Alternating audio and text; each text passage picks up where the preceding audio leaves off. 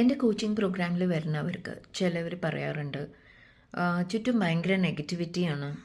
Even close family members എപ്പോഴും കുറ്റം പറഞ്ഞുകൊണ്ടിരിക്കും, കംപ്ലെയിൻ ആണ്, അവർക്ക് ആർക്കും എന്നെ ഇഷ്ടമല്ല, ഐ ഫീൽ ലോൺലി.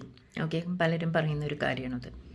അവർക്കായിട്ട് എനിക്ക് പറയാനുള്ളത്, ഓക്കെ, ഒരു എക്സാമ്പിൾ പറയാം. ഒരു കാട്ടിൽ കുറേ നായ്ക്കളുണ്ട്, അതിൻ്റെ ഇടയിൽ ഒരു സിംഹമുണ്ട്. അപ്പോൾ ആ സിംഹം നായ്ക്കളുടെ ലെവലിലേക്ക് വന്നു കഴിഞ്ഞാൽ ശരിയാവുമോ? ഒരിക്കലുമില്ല, അല്ലേ?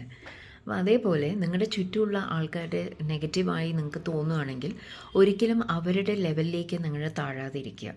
നിങ്ങൾക്ക് ഒന്നോ രണ്ടോ നല്ല സുഹൃത്തുക്കൾ മതി. ഓക്കെ, കുറേ പേര് വേണമെന്നില്ല. എപ്പോഴും നിങ്ങളെ മോട്ടിവേറ്റ് ചെയ്യാനും ഇൻസ്പയർ ചെയ്യാനും നല്ല കാര്യങ്ങൾ സംസാരിച്ച് നിങ്ങൾക്ക് സന്തോഷം തരുന്ന കാര്യങ്ങൾ സംസാരിക്കാനോ ഒന്നോ രണ്ടോ ആൾക്കാരുണ്ടെങ്കിൽ അവരടുത്ത് ഫോണിലോ കാണാൻ പറ്റുവാണെങ്കിൽ കണ്ട് സംസാരിക്കുക, നിങ്ങളുടെ ഡേ ഒന്ന് റീചാർജ് ആവാൻ. അല്ലെങ്കിൽ അതൊന്നും സാധ്യമല്ലെങ്കിൽ പോസിറ്റീവ് ബുക്സ് വായിക്കുക, പോസിറ്റീവ് വീഡിയോസ് കാണുക.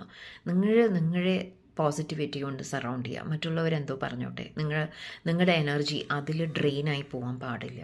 ഓക്കെ, നിങ്ങൾ അവരുടെ ലെവലിലേക്ക് നിങ്ങൾ ഫിറ്റ് ഇൻ ചെയ്യാൻ നോക്കരുത്. ഓക്കെ, അവരുടെ ഭാഗമാവാൻ വേണ്ടിയിട്ട് അവരുടെ കൂടെ ഇരുന്ന് കുറ്റം പറയുക, ഗോസിപ്പ് പറയുക, അങ്ങനെ ഒരിക്കലും ചെയ്യരുത്. ഒരു വർക്ക് സ്പേസ് ആണെങ്കിലും ശരി. ഓക്കെ, നിങ്ങൾ ഭയങ്കര ഗോസിപ്പ് ചെയ്യണ ഒരു ടീമാണ് നിങ്ങൾക്ക് ഉള്ളതെങ്കിൽ നിങ്ങൾ അതിൽ പോയി പെടാതിരിക്കുക. ഓക്കെ, ആവശ്യമുള്ളത് സംസാരിക്കുക. അവരെ പറ്റി കുറ്റം പറയണമെന്ന് ഞാൻ ഒരിക്കലും പറയില്ല. ഒരു ടീമായി വർക്ക് ചെയ്യുമ്പോൾ അങ്ങോട്ടും ഇങ്ങോട്ടും സഹകരിച്ച് കോപ്പറേറ്റ് ചെയ്ത് വേണം സംസാരിക്കാൻ. പക്ഷേ അവർ ആരെങ്കിലും പറ്റി കുറ്റം പറയുന്നുണ്ടെങ്കിൽ നിങ്ങളത് ഇഗ്നോർ ചെയ്യുക, അവോയ്ഡ് ചെയ്യുക. അത് നിങ്ങളുടെ ഉള്ളിലേക്ക് എടുക്കേണ്ട കാര്യമില്ല. ഓക്കെ, അപ്പോൾ അങ്ങനെ നിങ്ങൾ പോസിറ്റീവ് ആവുമ്പോൾ ഓട്ടോമാറ്റിക്കലി നിങ്ങൾ കൂടുതൽ പോസിറ്റീവ് ആൾക്കാരായിരിക്കും നിങ്ങളുടെ അടുത്ത് വരിക സംസാരിക്കാൻ. ഓക്കെ.